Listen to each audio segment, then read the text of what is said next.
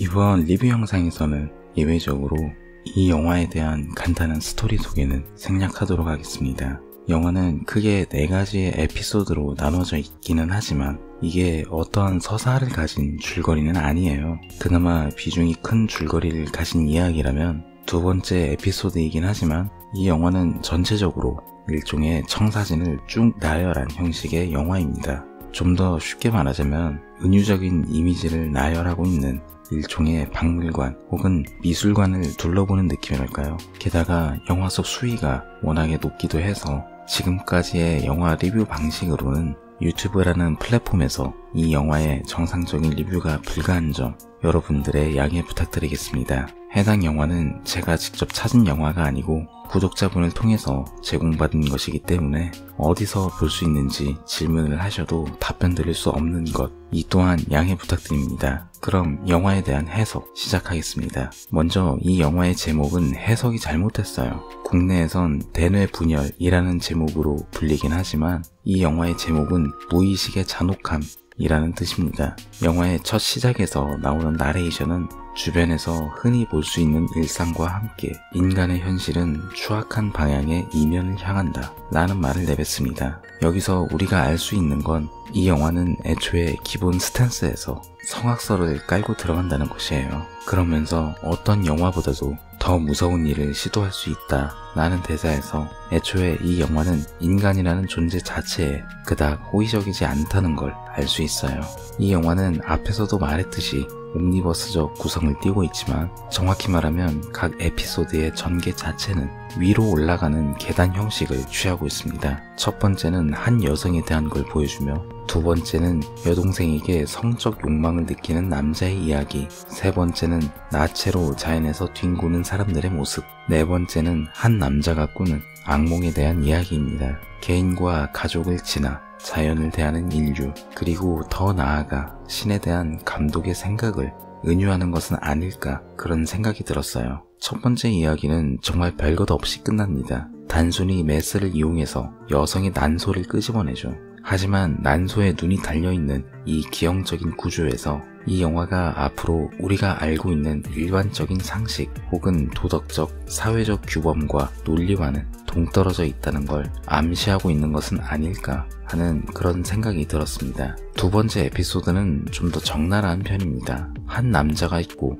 그녀의 여동생은 매춘을 하는 여성입니다. 그리고 남자는 그녀를 이성으로서 사랑하고 있죠. 영화는 대놓고 금기에 대한 도전적인 자세를 취하고 있지만 이후 남자의 꿈속에서 동생이 하혈하는 장면을 보여줌으로써 그 금기에 대한 욕구가 꺾임을 보여주게 됩니다. 남자는 독백으로 남성의 정자는 창조의 선물이며 여성의 월경은 나쁜 농담에 불과하다 라는 말을 합니다. 이 대사만 놓고 보면 단순히 남성 우월적인 것이 아닌가 싶지만 이후 임신한 여동생이 출산을 하게 되고 남자가 그 아기를 여자의 눈앞에서 죽이고 말죠. 저는 이 에피소드에서 감독이 인간을 혐오하는 건 아닌가 그런 생각이 굉장히 강하게 들었어요. 자신의 유전자가 아닌 타인의 유전자를 받은 아이를 죽이는 건 자연에서 살아가는 야생동물들이나 할 법한 행동이죠. 애초에 자신의 혈육을 이성으로 여기는 것부터 정상의 범주에 속하는 사람이 할 행동도 아닙니다. 금기를 어기고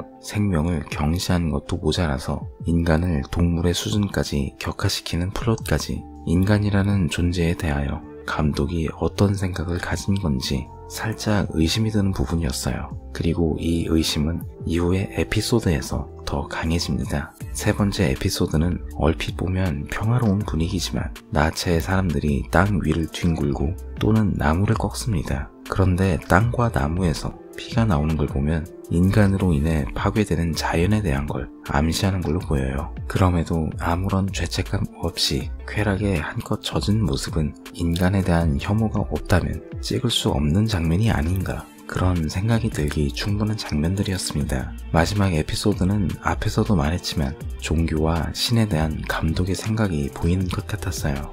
한 남자가 잠이 들었다가 꿈속에서 끔찍한 고문을 당합니다. 그것도 다른 부위가 아닌 성기에 가죽이 벗겨지는 고문이죠. 사실 이 영화에선 이런 성적인 암시가 자주 등장하는 편이에요. 세 번째 에피소드에서 여성이 든 칼을 입에 넣는 남자가 나옵니다. 칼은 남성성을 의미하지만 여기서 여성이 든 칼이라는 장면은 이 남성성과 여성성의 역행을 의미하지 않나 싶습니다. 특히 두 번째와 세 번째 에피소드에는 한 가지 공통점이 있어요. 그건 바로 강렬한 성적 충동 혹은 욕구가 테마라는 점입니다. 조금 어려운 말을 쓴다면 리비도라고 볼 수 있겠죠. 그리고 리비도는 유명한 정신분석 심리학자 지그문트 프로이트가 무의식적 구조에 포함된 에너지로 정의했죠. 네 번째 에피소드에서 성기를 고문당하는 장면은 아마도 이런 남성성의 상징이라 할 수 있는 부분을 파괴하여 인간을 무의 경지로 돌려보내려는 것이 아닐까 싶었어요.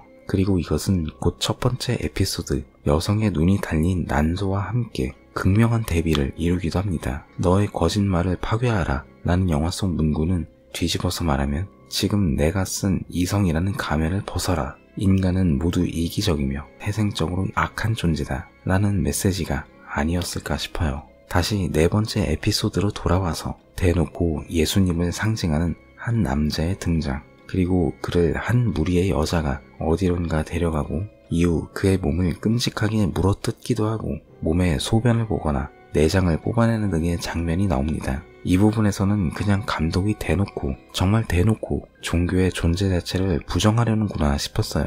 다들 아시다시피 성경에선 예수님이 죄를 짊어지고 십자가에 매달리셨다고 말합니다. 하지만 그럼에도 불구하고 굳이 이런 영화에서 예수님을 암시하는 남자의 등장은 의미심장할 수밖에요. 아마도 종교라는 것 자체도 사람이 만든 것이며 인간이 이렇게나 악한 존재인데 예수님이 죄를 사한다고 한들 그것에 대체 어떤 의미가 있겠냐는 것으로 보였어요. 물론 이것은 어디까지나 제 개인적인 의견이기 때문에 제 해석이 100% 맞다고 할 수는 없습니다. 솔직히 말하면 저도 대본을 쓰는 내내 굉장히 고민을 많이 했어요. 그렇기 때문에 이 영상은 아직 이 영화를 안 본 분들에겐 세상에 이런 희한한 영화가 다 있구나, 보신 분들에겐 대략적으로 이렇게 이해를 하면 되는구나 라고 볼 수 있는 가이드가 되었으면 좋겠습니다. 그럼 다음 영화에 대한 리뷰를 준비하기 위해 이만 오늘의 가이드는 여기서 마치도록 하겠습니다. 이상 가이드 B였습니다.